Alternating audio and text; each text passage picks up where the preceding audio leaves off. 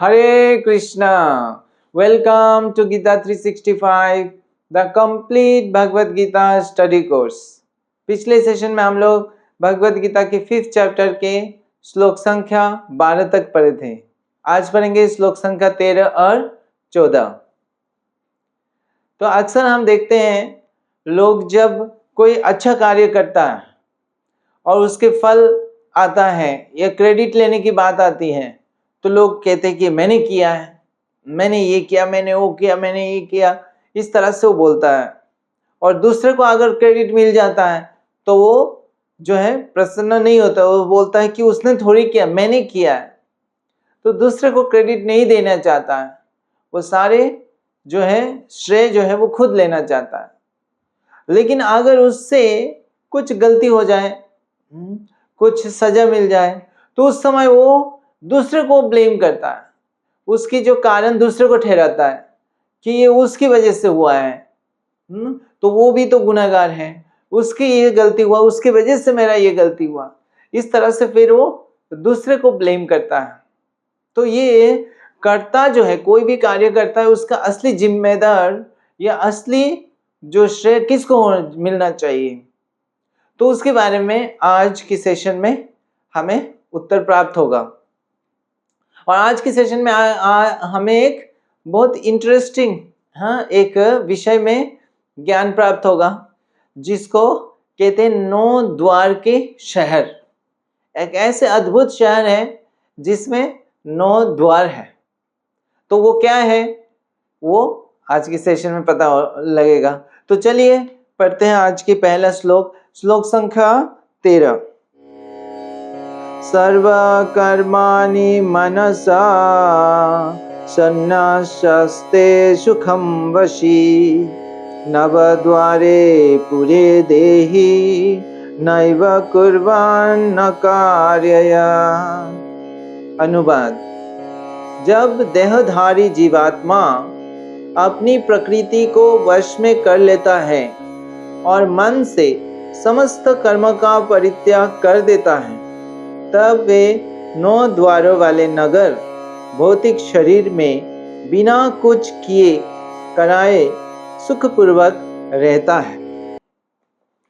तो यहाँ पे भगवान वर्णन कर रहे हैं कि जो व्यक्ति कर्म फल से अनासक्त है, तो कर्म से फल से अनासक्त है और वो अपनी जो स्वभाव है उसको क्या कर रखा है, नियंत्रण कर रखा है, और अपने आप को इस शरीर से परे समझता है।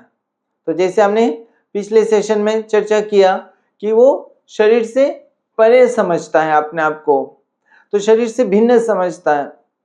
तो उस प्रकार से वो जो है देख पाता है। तो वो व्यक्ति, भगवान कह रहे हैं, वो एक सच कोई कार्य नहीं करता है, ना तो कोई कार्य कराता है, और वो इस जो है एक 9 द्वार के शहर में जो है एक सुखपूर्वक रहता है। तो वो 9 द्वार के शहर क्या है, तो उस शहर में वो रहता है, तो वो शहर कैसा है, 9 द्वार के हैं। तो इस विषय में श्रीमद् भागवतम के एक जो है बहुत सुंदर कथा आती है, जिसमें श्रील नारद मुनि जो है प्रचिनापनिषद को उपदेश देते हैं।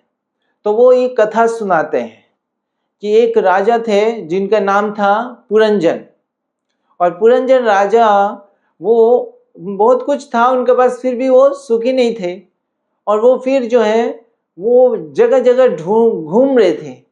वो पूरा विश्व में सब जगह पे घूम रहे थे, और भ्रमण करते करते जो है एक जगह से दूसरे जगह जा रहे थे, और वो ढूंढ रहे थे किस चीज का, वो एक ऐसे जगह को ढूंढ रहे थे जहाँ पे उनकी सारी इच्छा की पूर्ति हो सके। तो उनके मन में बहुत सारी इच्छाएं थी, और उस इच्छा को पूर्ति करने के लिए उनको एक सूटेबल जो है एक सही जगह ऐसे चाहिए। तो उस जगह उनको मिल नहीं रहा है। वो भ्रमण कर रहे थे, करते करते एक ऐसी जगह पे आए जहाँ पे एक बहुत सुंदर एक शहर था, और उस शहर में वो जैसे ही प्रवेश किया कि उस शहर में देखा वो बहुत सुंदर क्या है, बगीचा है, बहुत सुंदर जो है जल का प्रवाह है, वहाँ पे तरह तरह के पक्षी है और सारे प्रकार की जो सुविधाएं हैं जो वो चाह रहे थे, वो सारे सुविधा उस शहर में है। और उस शहर में क्या है कि शहर का जो बाउंड्री है, उस बाउंड्री में जो है चारों तरफ वो 9 द्वार है। बस 9 द्वार के द्वारा वो जो शहर है वो एक तरह से कवर्ड है।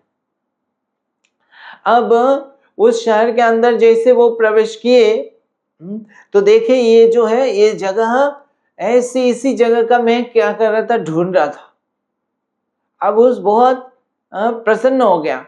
अब यहाँ पे देख रहे हैं कि मेरे सारी इच्छाएं पूर्ण हो सकता है। अब जब वो ऐसे देख रहे थे और प्रसन्न हो रहे थे, उसी समय वहां पे एक जो है कन्या आई। तो वो कन्या को देखा कि अरे वो बहुत ही सुंदर कन्या थी, और उस कन्या को देख के वो पुरंजन राजा जो है वो आकर्षित हुए। और देखिए वो कन्या भी जो है उसका कोई कार्य नहीं था, वो ऐसे ही जस्ट चल रही थी, है ना, ऐसे ही घूम रही थी, टहल रही थी इस प्रकार। तो वो फिर कन्या से बातें किए और कन्या से आकर्षित हुए, और फिर कन्या जो है वो स्त्री जो है वो भी फिर धीरे धीरे पुरंजन से आकर्षित हुए, और फिर वो दोनों का विवाह हो गया और दोनों एक साथ रहने लगे उसी शहर में। और वहां पे वो जो पुरंजन की जितने भी इच्छाएं थी वो सारी इच्छाएं वो पूर्ति करने लगे, हर प्रकार के एंजॉयमेंट में लग गए वो। और इस प्रकार से वो कई प्रकार के एंजॉयमेंट किया और समय देखते देखते चला गया। उसकी जीवन की जो मूल्यवान समय है वो कैसे चला गया, एक मोमेंट में पता नहीं चला उसको।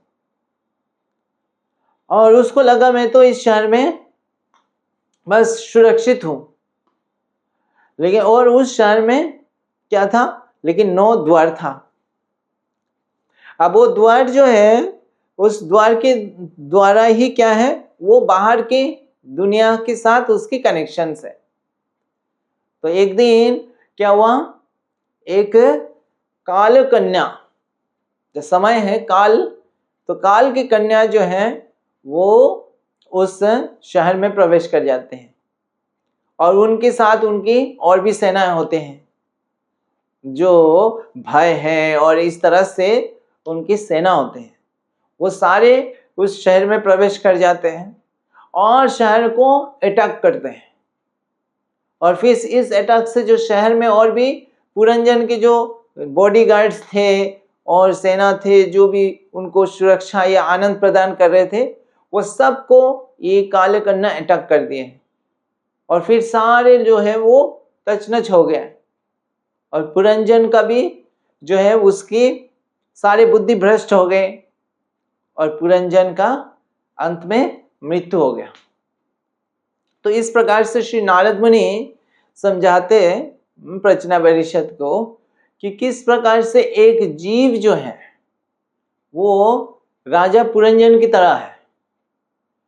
वो जीव जो है वो अपना इच्छा को पूर्ण करने के लिए कौन सा इच्छा, भगवान से अलग होके इस भौतिक जगत को जो है को भोगने का, भौतिक वस्तुओं को भोगने का जो उसकी इच्छा है, वो इच्छा को पूर्ति करने के लिए इस भौतिक जगत में भ्रमण करता है।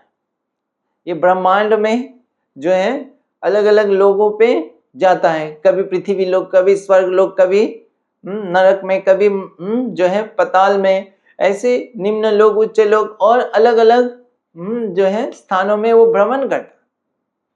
और वो जो है अपनी इच्छा को पूर्ति करने के लिए वो ढूंढता है, जगह ढूंढता है, सही जगह, और उसको फिर सही जगह भगवान की कृपा से उसको मिलता है। कौन सा जगह मिलता है उसको पूर्ति, अपनी इच्छा को पूर्ति करने के लिए? जिसे पुरंजन को वो शहर मिला था, तो ऐसे ही उस जीव को, जीवात्मा को वो ये शरीर मिलता है। तो इस शरीर में वो क्या करता है, रहने लगता है। तो ये जो शरीर जो है उसको सारे फैसिलिटी प्रोवाइड करता है जिससे वो अपना भौतिक इच्छा को पूर्ति कर सके। अब भौतिक इच्छा आत्मा जो है वो इस भौतिक संसार में, भौतिक जगत में आत्मा स्पर्श नहीं कर सकता। आत्मा भौतिक चीजों से जो है इंटरेक्ट नहीं कर सकता। आत्मा जो है वो तो दिव्य है, भौतिक चीज से परे है। लेकिन भौतिक वस्तुओं को छूने के लिए, देखने के लिए उसको भौतिक जो है शरीर चाहिए। तो वो भौतिक सुविधाएं जो है उसको एंजॉय करने के लिए उसको ये भौतिक शरीर चाहिए। तो आत्मा जो है इसको भौतिक शरीर को ढूंढ रहा होता है और वो उसका ढूंढता है, जो चीज ढूंढता है उसको मिलता है, भगवान उसको देते हैं, तो उसको ये शरीर प्राप्त होता है। तो इस शरीर में फिर आके आत्मा जो है इस शरीर में वास करने लगते हैं। जैसे राजा पुरंजन इस शहर में आया और शहर में वास करने लग गया। तो इस शहर में कितना गेट था? 9 गेट है। तो उसी प्रकार इस शरीर में जो है वो 9 द्वार है। द्वार मतलब जिससे वो बाहर की दुनिया से जो है का साथ इंटरेक्शंस होता है। तो वो 9 द्वार क्या है इस शरीर में? 9 द्वार में से 7 द्वार जो है ऊपर के हिस्सा में है और 2 द्वार निम्न के हिस्सा में शरीर का। तो ऊपर के हिस्सा में क्या है? 2 द्वार क्या है? 2 आंखें हैं जिससे बाहर की दुनिया से रोशनी अंदर जा सकता है। तो ये 2 द्वार हो गया। और 2 द्वार, 2 कान जो है ये 2 द्वार, कितना हो गया? 4 हो गया। और जो नाक के जो 2 छिद्र हैं, नॉस्ट्रिल, तो ये 2 और हो गया, कितना हो गया? 6। और एक हो गया मुंह, तो जो मुंह से हम भोजन ग्रहण करते हैं, तो ये कितना हो गया? 7। तो ऊपर की हिस्सा में ये 7 द्वार है और निम्न की हिस्सा में क्या है? एक जिससे जो है जेनिटल है या मूत्र पास करते हैं, और दूसरा जो है वो जिससे मल त्याग करते हैं। तो ये निम्न द्वार हो गया, 2 द्वार हो गया। तो इस तरह से टोटल कितना? 9 द्वार। तो इस 9 द्वार के द्वारा ये जो शरीर क्या बाहर की दुनिया से क्या करता है? इंटरेक्ट करता है। तो बाहर की दुनिया से कुछ ग्रहण करता है या अंदर की चीज को व्यक्त करता है बाहर की दुनिया में। तो इस प्रकार से ये जो शरीर है, इस शरीर में एक देहधारी जीव वो इस देह को धारण करता है, इस शरीर में रहता है। ये रह के अपना इच्छा को पूर्ति करते हैं। तो ये शरीर उसको सारे सुविधाएं प्रोवाइड करता है भौतिक इच्छा को पूर्ति करने के लिए। और वो इस शरीर में जब आ जाता है वो भूल जाता है, अपना असली परिचय भूल जाता है और फिर इस शरीर में मग्न हो जाता है, शरीर की इंद्रियों को तृप्त करने में, और वो अपने आप को शरीर समझने लगता है। और इस तरह से वो मग्न हो जाता है शरीर में ही कि को इंद्रियों को तृप्त करने में। और कुछ ही समय में उसका क्या हो जाता है? ये जो जीवन का समय है, असली समय बीत जाता है। और फिर उसको कौन अटैक करता है? काल, समय जो है उसको अटैक करता है और फिर वो वृद्ध अवस्था हो जाता है और फिर शरीर नष्ट हो जाता है। तो इस प्रकार से वो शरीर में तरह तरह से कष्ट पाता है। तो ये इसका कारण क्या है कि वो शरीर को अपना खुद का जो है परिचय वो शरीर से कर लेता है। वो सोचता है अब ये मैं ही ये शरीर हूं। तो कोई भी समझदार व्यक्ति जो एक शहर में रहता है वो कभी सोचता है कि मैं ही शहर हूं? वो शहर में रहता है, शहर में रहता है लेकिन वो शहर नहीं है। तो शहर उसको रहने की जगह है। उसी तरह ये जो शरीर है, इस शरीर में जीव जो है रहता है, लेकिन ये शरीर वो जीव नहीं है, वो रह रहा है। तो इस शरीर को उसको इस्तेमाल करना है। तो जो व्यक्ति इसको जानता है कि मैं शरीर से परे हूं, तो वो फिर जो है वो शरीर को जो है उस हिसाब से ही कार्य में लगाता है जो असली कार्य है। इस शरीर के हिसाब से कार्य नहीं करता। वो केवल अपना परिचय को जानता है कि मैं भगवान के अंश हो और इसीलिए वो भगवान के कार्य में लगा रहता है। इस शरीर को जो है वो भगवान की सेवा में लगाता है। तो इसी प्रकार से वो अपना स्वभाव को या अपने जो शरीर के को कंट्रोल में करके रखता है और ऐसे वो अवस्था में वो क्या है, वो एक तरह से शरीर के द्वारा प्रभावित नहीं होता है। तो जो भी कार्य करते हुए भी वो समझता है कि ये शरीर का द्वारा कार्य है और मुझे उससे कोई लेना देना नहीं है। वो अपनी असली जो है परिचय वो भगवान से करता है। तो इस प्रकार से वो सारे कार्य से मुक्त रहता है, कार्य के फल से मुक्त रहता है। तो ये है भगवान कह रहे हैं कि ऐसे जो जीव है वो इस शरीर के 9 द्वार में रहते हुए भी वो क्या रह सकता है, मुक्त रह सकता है, वो प्रसन्न रह सकता है ना।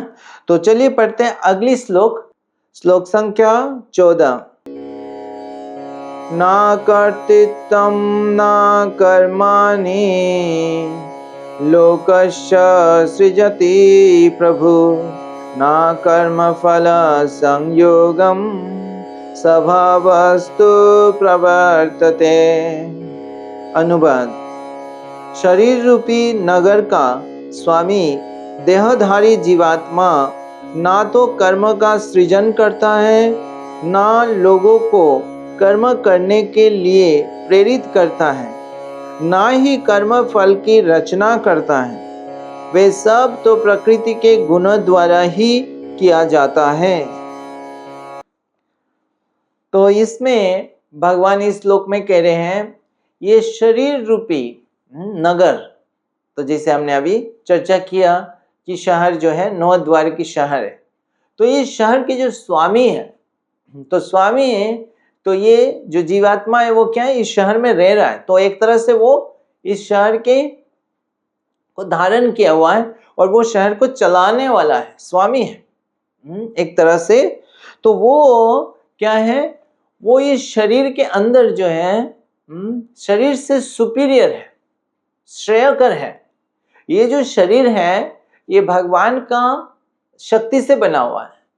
ये शरीर किससे बना हुआ है, भौतिक पदार्थ से बना हुआ है, पंचभूत से बना हुआ है, पृथ्वी जल अग्नि वायु आकाश। अब ये सारे पदार्थ जो है वो क्या है, वो ये सारे पदार्थ भगवान का ही क्या है, शक्ति है। और जीवात्मा क्या है, वो भी भगवान का शक्ति है। लेकिन जीवात्मा जो है वो भगवान का जो है वो सुपीरियर एनर्जी है, या जो है स्पिरिचुअल एनर्जी, आध्यात्मिक शक्ति। और जो शरीर है वो भौतिक शक्ति या बहिरंगा शक्ति। तो वो बहिरंगा शक्ति जो है उसमें क्या है, चेतना नहीं है। और जो जीवात्मा है उसमें चेतना है, वो स्पिरिचुअल आध्यात्मिक शक्ति है भगवान का। तो दोनों ही शक्ति है भगवान का, लेकिन जीवात्मा जो है वो सुपीरियर है, श्रेय है भौतिक शक्ति से। तो लेकिन जीवात्मा भगवान को भूलने के कारण वो इस भौतिक शक्ति के क्या है, अधीन में आ जाता है, भौतिक शक्ति के द्वारा एक तरह से बंध हुआ है। तो ये जो शरीर है ये भौतिक शक्ति से बना हुआ है और जीवात्मा एक तरह से इस भौतिक शक्ति का अंदर क्या है, बद्ध हो गया है। ये जैसे केज पिंजरा के अंदर बंद हो गया। तो इस अवस्था में जीव जो है वो एक तरह से बंदी अवस्था में है और ये शरीर उसको जैसे चलाएगा वैसे ही चलना पड़ेगा उसको, वो अपने हिसाब से नहीं चल सकता। अगर जैसे पशु है, वो पशु ऐसे चलना, उसको ऐसे ही चलना पड़ेगा। तो जो शरीर के जो स्वभाव है उस स्वभाव से उसको चलना पड़ता है। तो जो जितना स्पीड से चल सकता है शरीर में वो इतना स्पीड से ही चलेगा। अब कोई शेर है तो वो शेर को जो है मांस खाने में उसको क्या है, शरीर की प्रवृत्ति है, वो उसी तरह उसको खाएगा, मांस को खाएगा। तो इसी प्रकार जो शरीर के जो है कार्य है वो शरीर के पदार्थ और शरीर में जो 3 गुणों की, प्रकृति के गुणों की जो प्रभाव है उससे ये शरीर जो है वो चलता है। और शरीर की जो वासना होती है कि इस चीज करना है, ऐसे करना है, वो उस जीवात्मा को ऐसे करना पड़ जाता है, क्योंकि ये शरीर ऐसे ही बना हुआ है। तो शरीर जिस गुणों से बना हुआ है, प्रकृति के गुण हैं, उस गुणों के हिसाब से जीव को चलना पड़ता है। तो जीव वास्तव में उसको लगता है कि जीव जो है स्वतंत्र है, लेकिन वो इस शरीर के द्वारा बद्ध होने के कारण शरीर उसको, जीव को जिस तरह से चलाता है, वो जीव भी ऐसे ही चलता है। तो एक तरह से शरीर जो है प्रकृति के द्वारा प्रभावित होकर चलता है, प्रकृति के 3 गुणों के द्वारा प्रभावित होकर चलता है, और वो गुण प्रकृति शरीर को जैसे बोलता है, जीवात्मा भी ऐसे ही कार्य करने लगते हैं। तो प्रकृति के प्रभाव से जीव जो है कार्य करता है, उसका वासना होती है, प्रवृत्ति होती है, और फिर ऐसे कार्य जीव करते हैं। तो 3रा अध्याय में भी भगवान ये कहते हैं, प्रकृति क्रियमानानि गुणे कर्माणि सर्वश अहंकार विमूढ़ात्मा कर्तार हमेति मन्यते। और जब जीव को पता नहीं है, वो सोचता है मैं स्वतंत्र हूं, मैं ये कार्य कर रहा हूं, तो इस कार्य का जो भी फल है वो सारे मेरा है। तो जबकि वो शरीर वो खुद तो कर नहीं सकते कार्य, वो प्रकृति के द्वारा ही उसको कार्य करना पड़ेगा, शरीर के द्वारा ही कार्य करना पड़ेगा, और वो शरीर प्रकृति के द्वारा चलता है।